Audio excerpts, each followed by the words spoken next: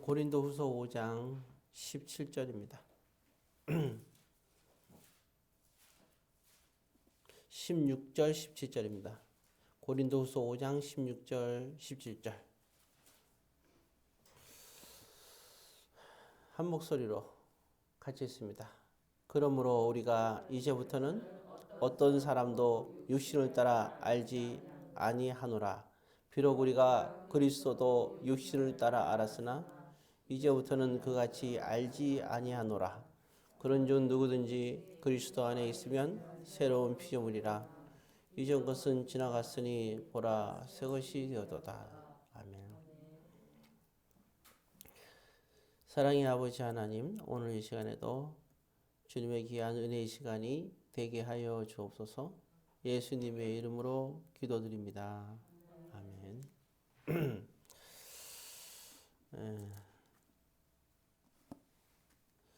자, 우리가 보건대 정말 십자가의 그런 예수님의 그런 보여주신 사랑은 우리가 생각하면은 예수님은 예수님 자신을 위해서 십자가의 길을 가신 게 아니죠. 모든 사람들을 위해서 십자가의 길을 가셨습니다. 예수님은 자신을 위해서 십자가에 죽음을 한 게 아니라 모든 죽을 자를 대신해서 살리기 위해서 주님께서는 결국에는 정말 모든 사람들의 생각은 자기의 고정관념을 갖고 생각을 해요. 항상 생각하게 되면 일반적인 사람들은 보통 이제 우리가 어떤 일을 당해도 자기 자신을 위해서 그렇게 했다고 생각합니다. 가룟 유다가 죽고 예수님이 죽은 두 가지 사건은 분명히 다르죠. 베드로가 가룟 유다가 그렇게 죽어간 것은 결국에는 또 예수님 팔고 또 그렇게 죽어간 이유는 어떤 다른 사람들 위해서 한 게 아니라 결국 자기 자신을 위해서 예수님을 팔고 그래서 결국은 자기 자신을 위해서 또 자살까지 합니다. 사실 어떤 사람은 그래요. 뭐 자살하는 것이 구원이 있냐 없냐 그러는데 참 위험한 생각입니다. 왜냐하면 한 가지 간과하는 게 있어요. 어쨌든 자살을 하는 것도 뭐 정신분열 때문에 어쩔 수 없이 그렇다지만 사실은 그렇지가 않다고 저는 생각합니다. 왜냐하면 결국은 자살하는 사람이 저와 여러분들을 위해서나 누군가를 위해서 자살하는 게 아니라 자기 자신을 위해서 자살하는 거잖아요. 변명이 없는 거죠. 그걸 우리는 놓치면 안 돼요. 그럼 예수님의 죽음은, 그럼 십자가의 죽음은 무모한 죽음이라고 볼 수 있나요? 아니죠. 왜냐면, 그러니까 우리가 그 예수님의 죽음을 단순하게 이렇게 그 예수님 자신이 죽었다 그러면 그건 얘기가 다르죠. 그렇지만 사람들은 그렇게 생각을 하는 거예요. 왜? 자기들이 어떤 행동을 할 때 나한테 유익이 없으면 안 하잖아요.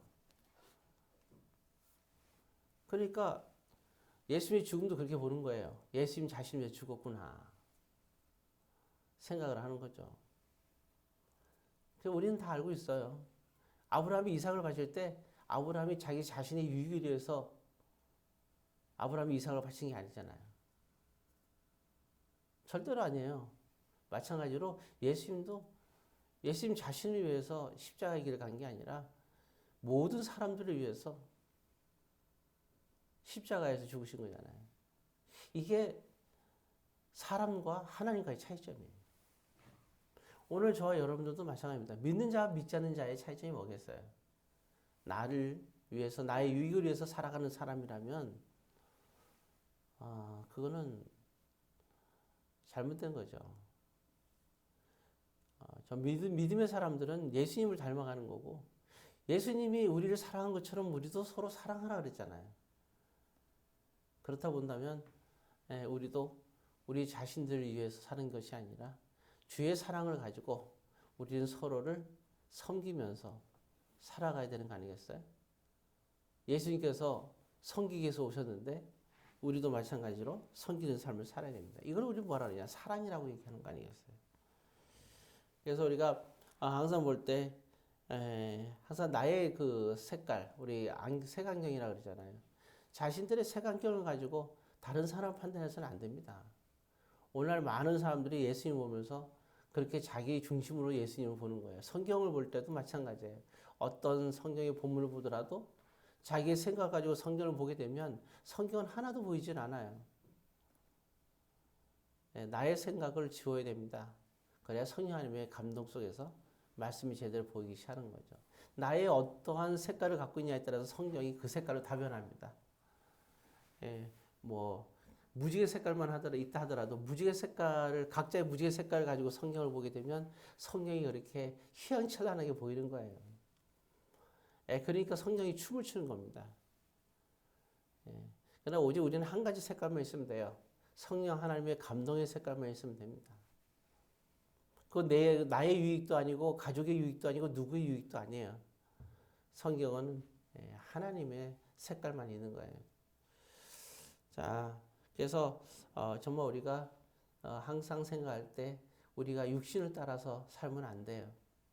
그래서 우리가 정말 예수의 사랑을 갖고 사는 사람들은 쉽게 우리가 판단해서는 안 됩니다. 말과 행동, 삶 자체가 예수에서 사는 사람들을 볼 때 그거를 가지고 우리가 나의 인간적인 색안경을 갖고 보게 되면 참으로 곤란한 거예요. 항상 감동에 사는 사람들은 감동으로 사는 사람을 감동으로 이해해야 되는 거예요. 그렇지 않아요? 예. 생각해보세요. 예수님 말씀도 말이 안 되잖아요. 아니 어떻게 하루 종일 일한 사람하고 몇 시간 일한 사람, 불과 몇 시간 일한 사람하고 어떻게 똑같이 하루 일당을 주냐고요. 이 주는 사람은 감동으로 주는 거예요. 하나님의 감동으로 주는 거예요. 몇 시간 일한 사람이나 3시간 일한 사람이나 5시간 일한 사람이나 뭐 12시간이 됐던 하루 종일 일한 사람하고 똑같이 주는 거예요. 그러니까 불만을 갖잖아요. 세상에 육신을 가진 사람들은.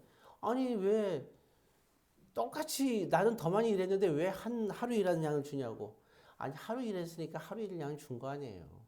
그리고 적게 일한 사람도 하루 일 양을 주겠다는 거잖아요. 근데 이게 감동으로 하는 걸 가지고 육신적으로 생각하니까 이제 불평불만이 오는 거죠. 왜 꼭 내가 손해 보는 건 싫어하는지 모르겠어요. 나는 정당하게 봤는데. 근데 그게 마태복음 20장이에요. 하나님 나라는 이런 것이니 하면서 그 품꾼의 비유에 나오는 얘기입니다. 이게 우리가 얼핏 이해가 안 가잖아, 그죠? 아니 오른뺨을 때리면 어떻게 왼뺨을 대요? 이거는 말도 안 되잖아요, 그죠? 가기 싫은데 오리를 가자 하면 10리도 가라. 똑같은 그런 의미에서 우리가 바라봐야 됩니다. 그게 가는 게 그냥 가는 게 아니라 가자 할 때 가는 사람은요 감동으로 가는 거예요. 그러니까 이게 감동으로 사는 사람을 우리가 이게 손가락질하고 쟤가 왜 저러나. 그러니까 하나님의 감동이 없는 사람들이 감동으로 살아가는 사람들을 보고 이해가 안 가고 핍박하는 건 당연한 거예요. 특히 가족들이 핍박하죠. 가장 가까운 가족들이 핍박하는 거예요.